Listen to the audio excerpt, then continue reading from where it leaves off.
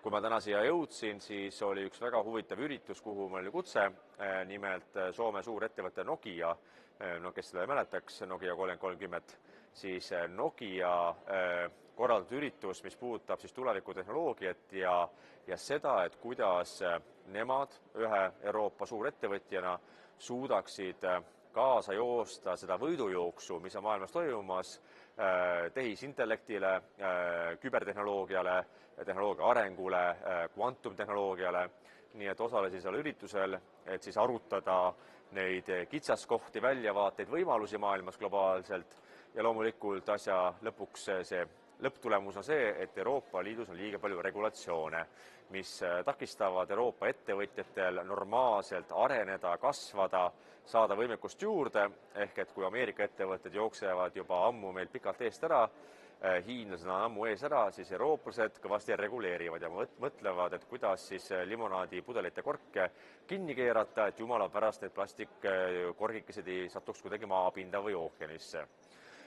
Seega väljavaade on Nokial väga tugev olemas sellest, et kuidas tehnoloogiliselt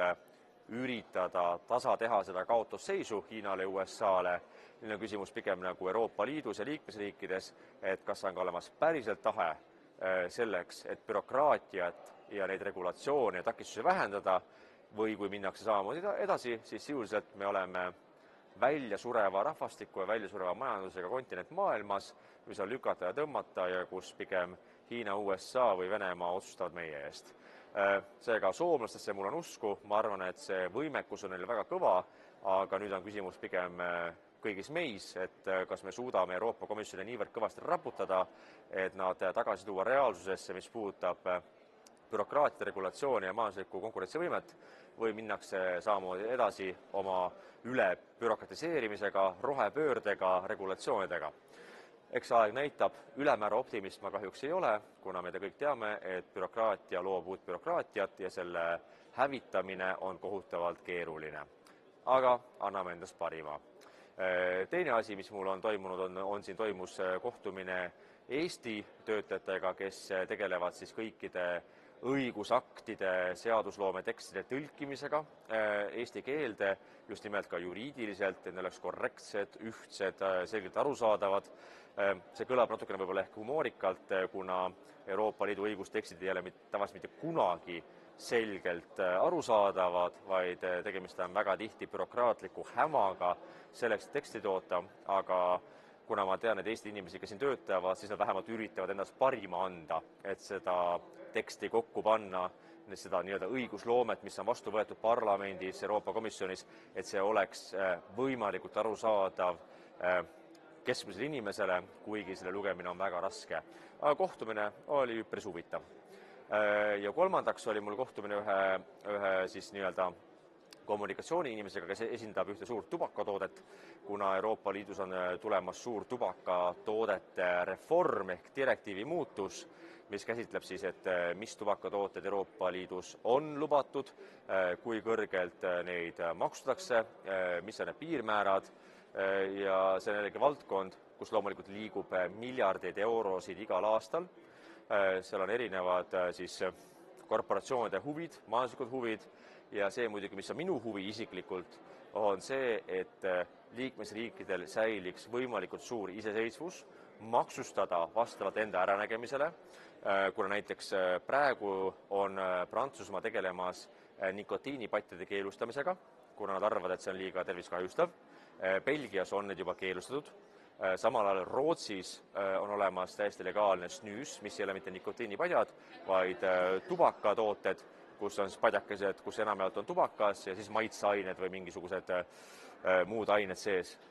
Ja need on olnud Rootsis üle 200 aasta turul. See on üks osa rahvusrikkusest ja traditsioonidest ja Rootsi on ainuke riik Euroopa Liidus, kus on see lubatud ja see oli üks nende liitumistingimusi aastal 1995, kui nad liitusid Euroopa Liiduga ja nad tahtsid saada erisust, et kui Euroopa Liidus tervikuna on kõik alternatiivsed tooted keelatud, siis Rootsis peavad olema lubatud, kuna see on osa nende ajaloost ja traditsioonidest. Hüva. Aga nüüd hakatakse üle vaatama siis kogu Euroopa Liidu direktiivi raamistikku, et millised tooted keelustatakse, millised jäävad turule, kui kõrged on maksumäärad ja kui palju säilib riikide enda otsusõigust, et kuidas neid maksustada. Ja loomulikult minu seisukoht on, et igal riigil peab säilima võimalikult suur õigus ise määrata maksumäärad, kui palju on makse korjama, kui mitte see ei oleks föderaalselt juhitud kuskilt Brüsselist, et üle Euroopa Liidu peavad olema ühtsed maksumäärad, ühtsed keelud, ühtsed käsud. Et selle vastu ma olen igati siin. Lisaks juurde julgeolekust, täna oli väga huvitav artikkel Frankfurter Allgemeines, Saksamaa ühes suurimas väljaandes, kus räägitakse Kaja Kallasest, kes siis Saksa suure väljaande kohaselt ei ole üldse hakkama saanud oma tööga, vaid et hoopis tema uksed on suletud, keegi temaga rääkida ei taha, ei Ameerika Ühendriikides ega mujal, mis tähendab seda, et Eestis võid sa ju valijad ära petta suurte valedega, et maksud ei tõuse või et keskmine pension säilib maksuvabana, aga Euroopas tervikuna ära petta itaallasi, prantslasi, sakslasi läheb keeruliseks. Ehk et valetajad uskuma ei jää ja kui ka intellektuaalne võimekus ei ole just võib-olla päris isegi mitte keskmisel tasemel, siis on väga-väga keeruline siin hakkama saada. Nii et kui ma peaksin midagi ennustama, siis suure tõenäosusega ma ütleks, et võib-olla 2, 3, 4 kuu jooksul Kaja Kallas enam ei ole enam kõrge välisesindaja Euroopa Liidule. Selle asja negatiivne külg on muidugi see, et siis valitseb väga suur oht, et Kaja Kallas tuleb tagasi Eestisse ja seda õudust. Nii et loodame, et seda ei juhtu, et ta tagasi tuleb, aga samal ajal ma siiralt loodan, et Euroopa Liit saaks ka normaalse, adekvaatse võimeka inimese, kes suudaks Euroopa Liidu ehk liikmesriikide huve esindada maksimaalsel määral, kes ei oleks föderalist, aga samas jagaks reaalsust ka julgeoleku küsimustes, ehk et Kaja Kallasel võivad olla küll normaalsed sõnavõtud, mis puudutab Venemaad, aga samal ajal need peavad olema normaalsed sõnavõtud ka seda osades, mis puudutab Kreekat, Hispaaniat, Itaaliat, Luksemburgi, Hollandit, ehk et sa pead adekvaatselt aduma Euroopa tervikolukorda, mitte ainult siis Tallinna vaatest, vaid ka Madriidi, Pariisi või siis Berliini vaatest. Ja see on asjaolu, mida Kaja Kallas kahjuks ei suuda just kõige paremini. Ja lõpetuseks, kui me räägime Eesti sisepoliitikast, siis kui me vaatame seda, kuidas toimub Eestis moonahanked Hanno Pevkuri juhtimisel, siis ütleme nii, et suurim rõõm on kahjurõõm, aga see, mida räägivad täna Martin Herem, Kusti Salm,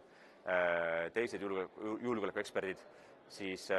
fakt on see, et ilmselgelt Pevkur ja Reformierakond tervikuna ei ole suutnud võimalikult kiiresti, efektiivselt tegutseda selle nimel, et Eestil oleks maksimaalne kaitsevõimekus olemas juhuks, kui mõnel päeval meie olukord enam ei ole kõige roosilisem. Paraku on täna Eesti valitsuse ja kaitseministri suhtumine, et võtame rahulikult riigihangetega, otsime alles partnereid, sõlmime tulevikus lepinguid, justkui Kremlil on aega oodata nii kaua, kui meie oleme Eestis valmis lõpuks ütlema, et nüüd me oleme valmis ennast kaitsma teie provokatsioonide, teie rünnaku, teie hübriidrünnakute vastu. Kui meil on probleem valitsuses, siis inimesed tuleb välja vahetada kohe ja kiiresti, et me ei kaotaks seda mitte ühtegi päeva selleks, et taastada Eesti majandus, Eesti inimeste toimetulek, Eesti inimeste motivatsioon Eestis elada, lapsi saada, lapsi kasvatada, Eesti riiki kaitsta. Kuid tänane valitsus kahjuks teeb kõike täpselt vastupidiselt. Ja kui me vaatame kas või praegu viimast otsust, mille langetasid Balti riigid ja Poola ühiselt, nimelt lahkuda Ottawa konventsioonist, mis käsitleb siis keeldu kasutada jalaväe miine, sellest rääkisid konservatiivid, erinevad erakonnad, nii EKRE, Isamaa, viimasel ajal Keskerakond õnneks, minu koduerakond, on rääkinud aastaid, et sellest konventsioonist tuleb lahkuda. Me piirame oma enda enesekaitsevõimekust olukorras, kus me oleme piiririik. Me elame sellise naabri naabruses ja meie naaber, kes on meie põhiline julgeolekuoht, ei ole mitte kunagi selle konventsiooniga liitunud, siis kui meie naaber, kes on meie oht, võib neid relvi kasutada, aga meie ei või oma idiootsuses, siis lõpuks täna tuli see otsus, et sellest konventsioonist lahkutakse ja me ei seo ennast piirangutega, mis on irrelevantsed, ebavajalikud ja meile kahjulikud. Aga samas, mida ütles selle Hanno Pevkur kaitseministrina, et kuigi me lahkume konventsioonist, siis me ei plaani üldse soetada neid miine. Me ei plaani neid osta. Siis mille paganama pärast me lahkume konventsioonist, kui me ei plaani koheselt tegutseda selle nimel, et meil oleks ka võimekus neid miine kasutada, mille keelustamise konventsioonist me lahkume. Jällegi, klassikaline näide ebakompetentsusest ja ebapädevusest. Ehk me peame kasutama kõiki vahendeid selleks, et oma riiki, oma maad, oma ühiskonda kaitsta nende vahenditega, mida kasutavad ka meie potentsiaalsed vastased. See on see asja moraal. Muudes küsimustes aga ma soovin kõigile ilusat kevade saabumist. Loodetavasti varsti lähevad ilmad ka soojemaks ja paremaks, mis annab meile jällegi optimismi ja lootusrikkust vastu pidada, edasi töötada ja elada ikka Eesti nimel. Olge tublid ja kohtume taas umbes nädala pärast juba Brüsselist, Euroopa Parlamendist.